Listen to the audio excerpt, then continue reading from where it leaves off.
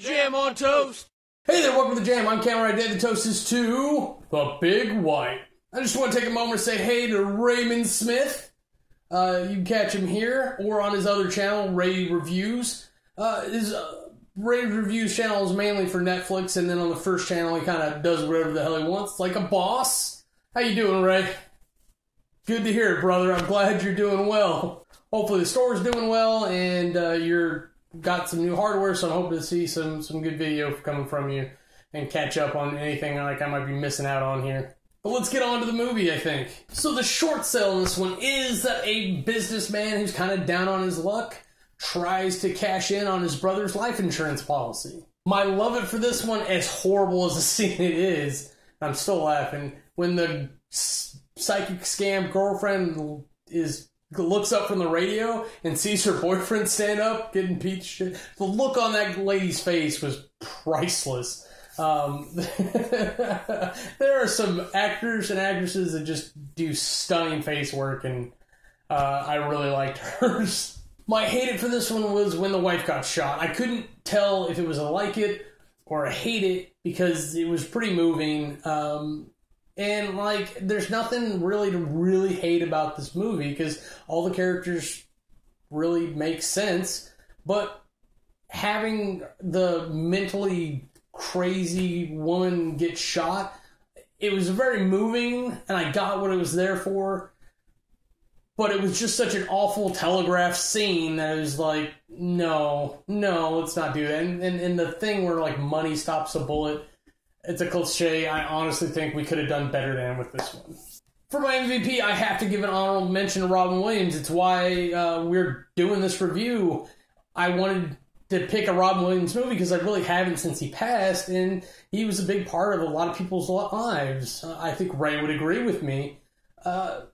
And he has some really funny movies, and he has some good work with drama, and this one, I think, just kind of falls somewhere in between because of how his character was written. I don't really think it was even his fault.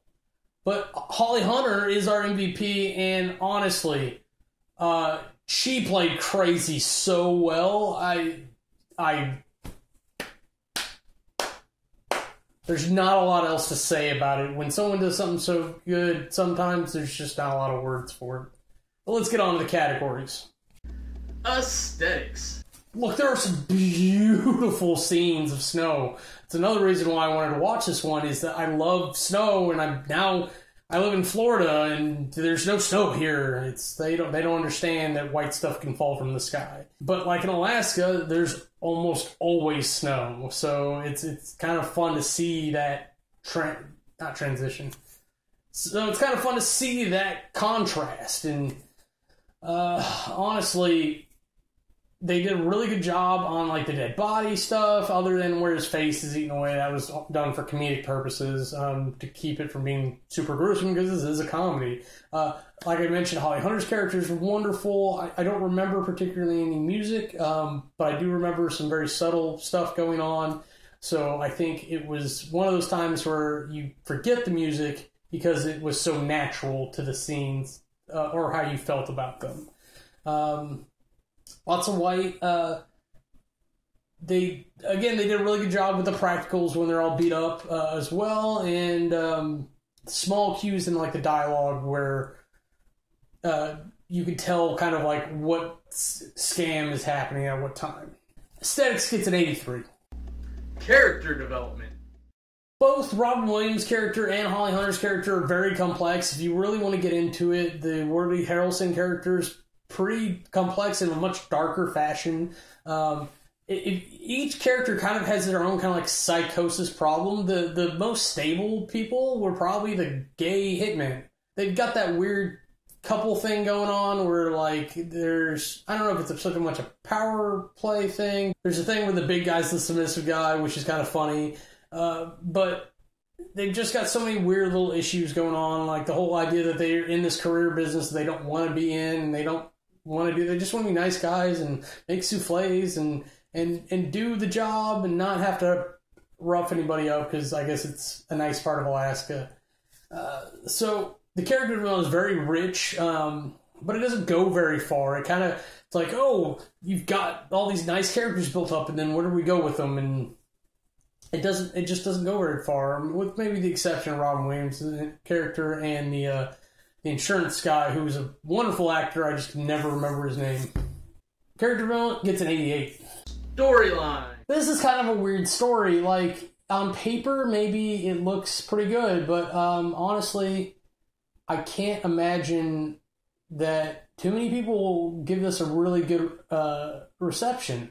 It's very awkward with him dealing with the dead body. We're supposed to feel somewhat sympathetic for him, but he's dealing with this dead stranger, and so we know that we really can't feel sympathetic for him. And it's almost a movie of villains and no heroes, with the exception of Holly Hunter's character, and even then they have a discussion about how she might be faking.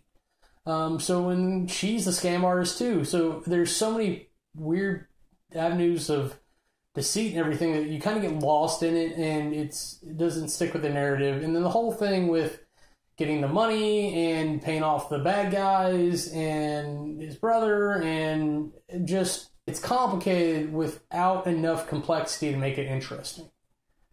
But it's still passable.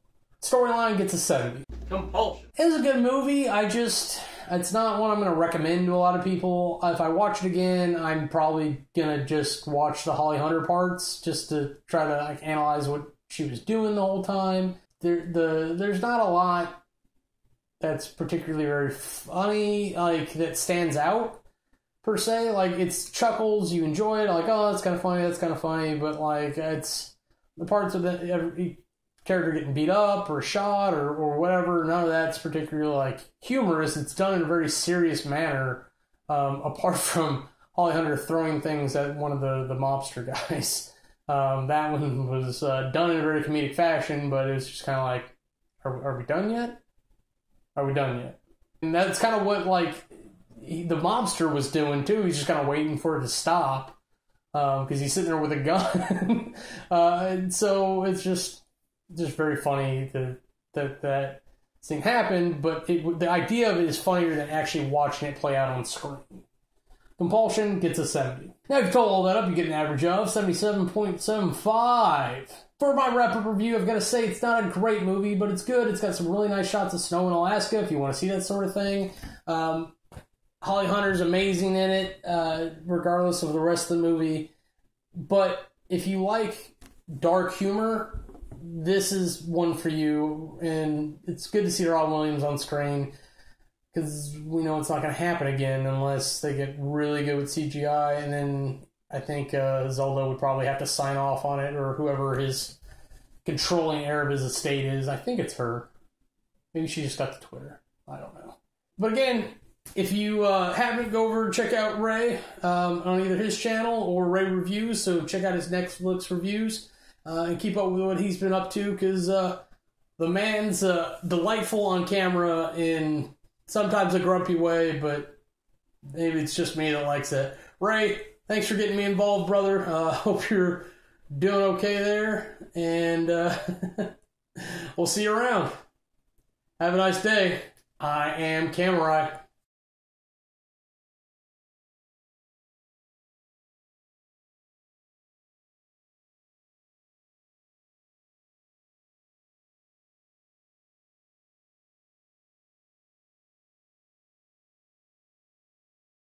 If you want to see anything else we're up to, go ahead and click the annotations, and they'll take you to our other channels.